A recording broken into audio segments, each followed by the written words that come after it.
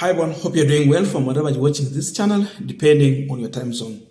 Now, CS Alfred Mutua was among the CSS who were affected when Ruto was doing a reshuffle of his government. He was moved from one of the lucrative Ministry of Foreign Affairs to Tourism and Wildlife. And he officially took over the office. And in his speech, Alfred Mutua mentioned something which is very true and which actually needs to be changed in the manner in which people are operating in this country, those who got a chance to work in the airport. He has said the truth, and this is one of the big problems in Kenya Kwanza government. There are people who are much focused on collecting more, squeezing everyone and everything to get more money. And because of that, they are very tough on anything that is landing in this country from outside. So being in charge of the Ministry of Tourism, he had to speak on what tourists are going through when they make their way to this country, and the reason why Kenya is losing revenue or dollar from these tourists. Mutua is very clear that when tourists land in this country,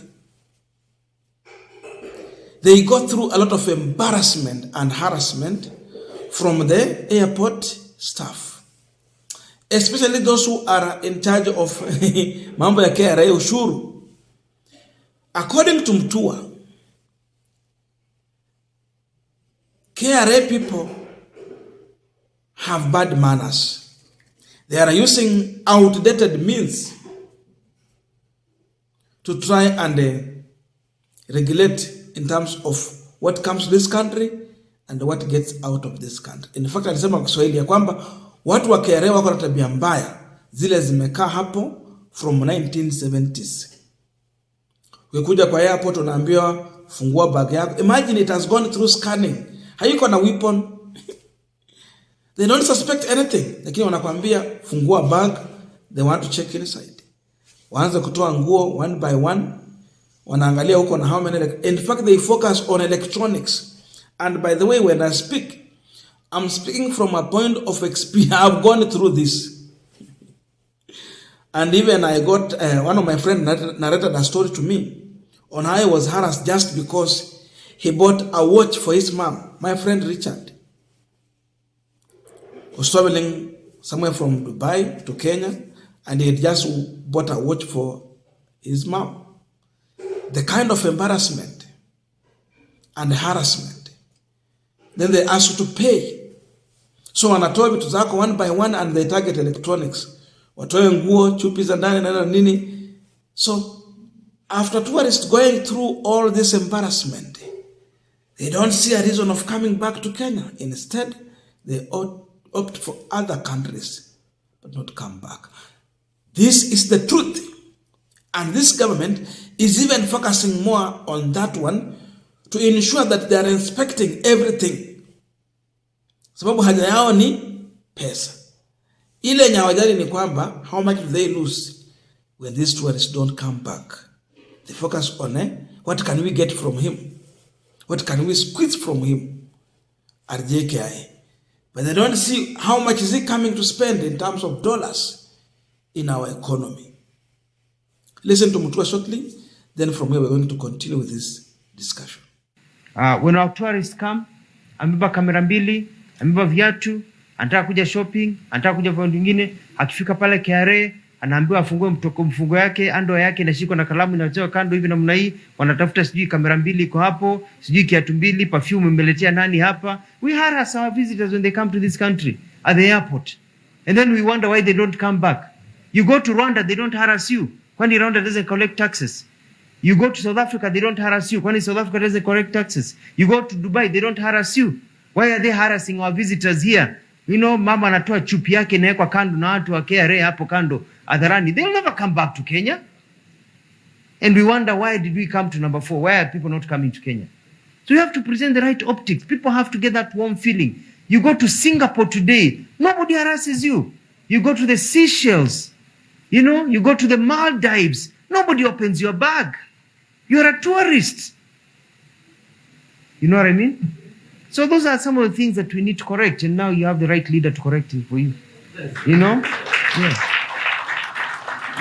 And we'll ask them, whether you tell us we close down the Ministry of Tourism and Wildlife and focus on other things, come on, but if you want us to collect money and we get this country to be rich, then stop harassing our product. So that our product can come here and do. Na watu wa Kenya si wabaya sana. Ni wazuri. Lakini wana tabia mbaya hizo zimekaa hapo from 1970s that are outdated, that they need to go. Si ndio? Yeah, we just get rid of that. Now we are continuing with this panel discussion, but just a quick request for those who are watching and you have not yet subscribed, please consider subscribing. To our returning subscribers, I must say thank you so much. And again, to all our viewers, please give this video a thumbs up. Thank you so much, and back to this discussion. Now, personally, I've been at JKI several times, and what Alfred Mutua is talking about is true. You go through those kind of checks. He mentioned even Rwanda, but for Rwanda, I have different views of Rwanda because, again, I've traveled through Rwanda Air. Of course, it is good, wako sawa. But when you reach at the airport, mambo tu ni ile ya Kenya hapa. Because imagine you travel through Rwanda Air from another country, through Rwanda, then to Kenya. Then you have gone all those security checks. Your bags are inspected and everything. And once you land in Rwanda, the transit too, you don't go and sit there. Tena wanakupitishia another security check. They open your bags, wanaanza kuangalia ndani, wanakuuliza tena mambo ya marashi. That one I went through. So I can't lie about that. Then you wonder, security checks, your own flight, have come to your country, again in kupita too. What other checks again through bags, what? Anyway, beside that, the reality is that hawa watu wa airport wako na tabia mbaya. Na ushuru mkubwa inapotea hapa Kenya just because of embarrassment. Imagine huyo ni Mkenya tu anatoka nje na is traveling back na sio mwanabiashara labda. Labda anafanya kazi nje ama alikuwa ameenda tu kutembea na rudi.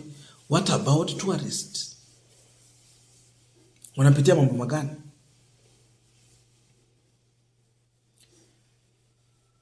Their bags, they are inspected. Lakini unaambiwa tena fungua ndani. They have not seen any weapon or illegal item that you have carried, but they are just targeting your electronics. Waangalia uko na ni gold kiasi gani uko nayo, those jewelry. Then you wonder, what's the problem with these people? They want to know how much you bought it and how they want to put tax on that. So they think they are embracing the government, they are doing well, they're targeting petty things. Then you want to tell Kenya, people outside the world that Kenya is the best country to visit, to spend your time, to do your tourism, come and see our wildlife. How do you expect Alfred Mutua in his ministry to get revenue, positive input? How do you expect once you have harassed the people? Once tourists have landed in this country, they expect hospitality. You must be hospitable. You must demonstrate it. You must show it. They have to feel it. But when they land in this country, it's all about harassment. You are harassing someone who's coming to tour the country. And to some extent, if they are happy, they can even rethink of investing here. So they create job opportunities. Even when they come and tour, those who are working in hospitality industries, kama hoteli, they have customers, and of course, they have business and employment continuously umeharas hao, then what do you expect? Wale wanafanya katika mbuga za wanyama inafaa wakuwe na kazi ziendelee na and have revenue. Itatoka wapi? Uanze kutoa vitu zako kwa bag one by one, nguo nini, everything openly in public. That is still happening at the airport. But not everyone is bad. We have good people there. Because I got someone who attended to me nicely, and I was happy by the fact that I was given one of the best services. Kuna watu tu wazuri kule. Some youth are doing good job. Lakini kuna wengine, hey, kwa mashini umepita na afungua bag, unafungua nini? Are you suspecting something? Labda amebeba madawa za kulevya.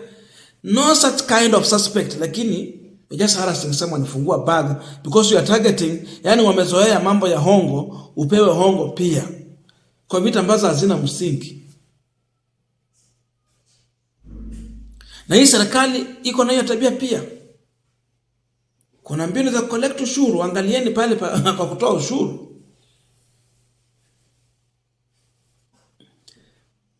You bought a TV, umekuja tu nayo hivi, ile tax wanakuwekea unashangaa. Na najua kuna many of my friends from Gulf. Kujanga nyumbani wanunua TV. Wanawaona tax pale.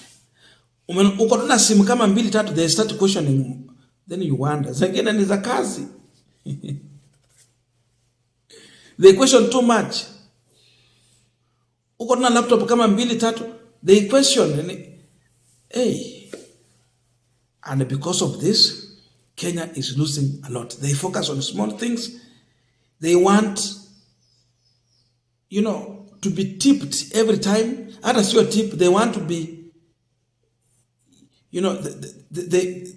they want to collect money from you through corrupt means. Wanataka tu hongo. Hongo hata ambaye haina msingi, kwa vitu ambazo hata hawahitaji kupata hongo juu yake. Then we end up losing in a huge way. We destroy our name, we destroy our reputation, and we remain the biggest loser at the end of the day. So, in as much Alfred Mutua is saying this, he's facing Ruto with the truth, and he must act from the word go.